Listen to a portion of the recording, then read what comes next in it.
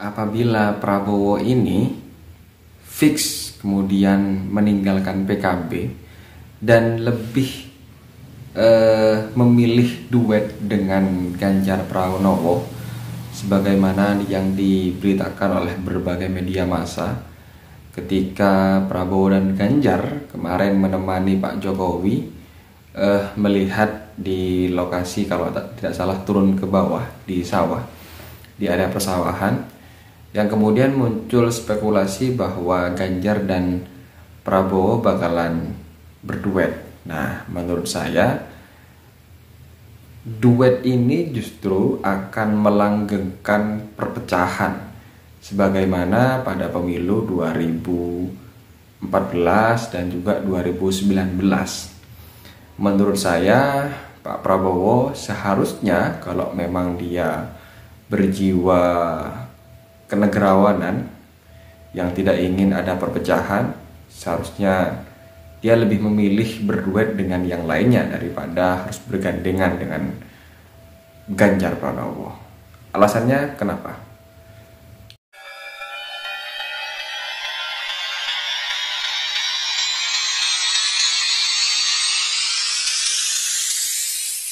Halo, jumpa lagi dengan saya Robin Fahmi di channel Analisa Politik. Teman-teman semuanya, kita tahu bahwa kemarin ketika Pak Jokowi menemani Pak Ganjar dan Prabowo mengecek lokasi, tidak tahu di daerah mana, sehingga muncul spekulasi bahwa Pak Jokowi ini memberikan restu kepada Ganjar untuk bergandengan dengan Prabowo Subianto. Jadi muncul spekulasi dan keinginan dari Pak Jokowi agar kedua figur ini berduet. Tapi yang pertama, apakah itu bisa terrealisasikan? Ya, memang kalau dilihat-lihat cukup sulit karena dua partai itu sama-sama ingin mengusung sebagai capres, bukan cawapres. Itu yang pertama. PDIP, katanya sekjennya yaitu Hasto Kristanto, mengatakan bahwa PDIP menginginkan mengusung capres, bukan cawapres. Demikian pula dengan Partai Gerindra. Partai Gerindra, elit partainya Muzani kalau tidak salah juga mengatakan bahwa Gerindra mengusung Prabowo sebagai capres, bukan cawapres. Lah, sama-sama saling ngotot ini yang kemudian bakal tidak ketemunya dua partai politik untuk berkoalisi, sehingga ya kemungkinan untuk berkoalisi itu kecil antara PDIP dan Gerindra, antara Ganjar Pranowo dengan Prabowo, Ganjar Pranowo dengan Prabowo. Terkecuali kemudian Prabowo ini dengan lapang dada atau dengan rendah hati lah ya, kemudian menerima pinangan Ganjar atau pinangan PDIP untuk menjadi cawapres Ganjar. Kita tahu setelah pemilu 2019 Pak Prabowo menerima pinangan Pak Jokowi untuk masuk ke pemerintahan. Dia dengan lapang dada menerima pinangan sebagai pihak yang terkalah masuk ke koalisi pemerintahan. Lah, tipikal Prabowo sepertinya bakalan ada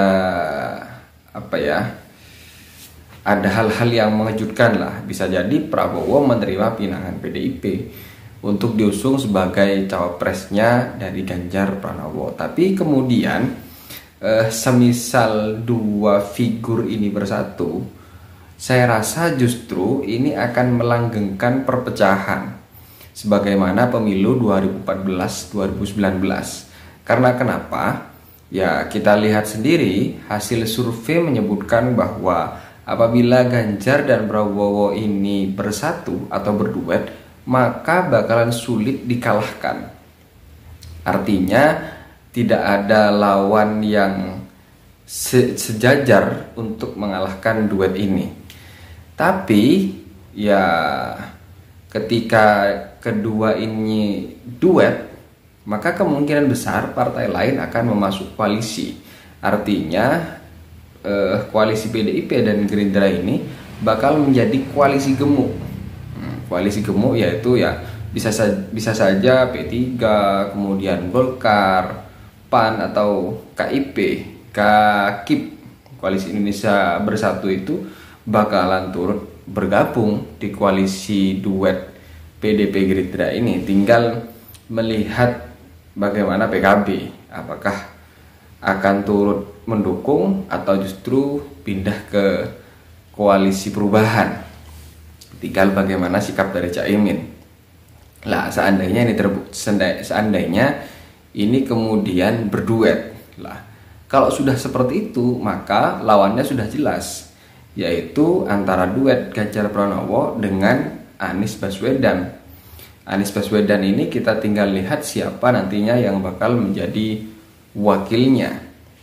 Lah pastinya calonnya hanya bakalan ada dua, duet Ganjar Pranowo dengan duet Anies dengan entah siapa. Lah ini yang saya sebut sebagai melanggengkan perpecahan, karena kita tahu selama ini yang selalu digemborkan di media bahwa Anies ini representasi dari kelompok yang keras lah, yang intoleran lah, dan lain sebagainya. Sementara Ganjar Pranowo diisukan bahwa dia sebagai orang yang nasionalis, ya representasi Jokowi lah. Lah ini tidak akan jauh berbeda dengan pemilu 2014-2019. Lah harusnya Pak Prabowo itu bisa membaca ini gitu loh. Itu bisa membaca ini, terus kemudian kita tidak mungkin terus-terusan larut atau terus-terusan mengalami degradasi persatuan. Jadi kita tidak mungkin setiap pemilu harus mengalami hal-hal yang serupa, terus terjadi perpecahan antara cebong dan kampret ya, terus kemudian 2019 itu berlanjut. Jadi selalu ada pertarungan lah. Kalau kemudian ini terus-terusan dilanjutkan, apakah ini akan berdampak buruk kepada keberlangsungan yang katanya banyak orang ingin NKRI harga mati, dan lain sebagainya. Saya Pancasila, saya Indonesia dan lain sebagainya. Tapi di satu sisi ketika setiap momen pemilu tidak ada figur yang berusaha untuk mengalah demi negara ini, selalu berusaha untuk menjadi pemenang. Pemenang itu bukan diartikan memenangkan pemilu, tapi juga memenangkan perdamaian, tidak menang sebagai perebut kekuasaan ya. Kalau memang Pak Prabowo bersifat kenegaranan, ya harusnya dia tetap berkoalisi dengan PKB atau dengan Caimin, sehingga memberikan kesempatan kepada Ganjar Pranowo untuk berkoalisi dengan siapapun, sehingga nanti bakal muncul 3 capres dan 3 cawapres, dan ini minim sekali perpecahan. Atas bagaimana menurut teman-teman? Silahkan komentarnya di bawah. Sekian dari saya, assalamualaikum warahmatullahi wabarakatuh.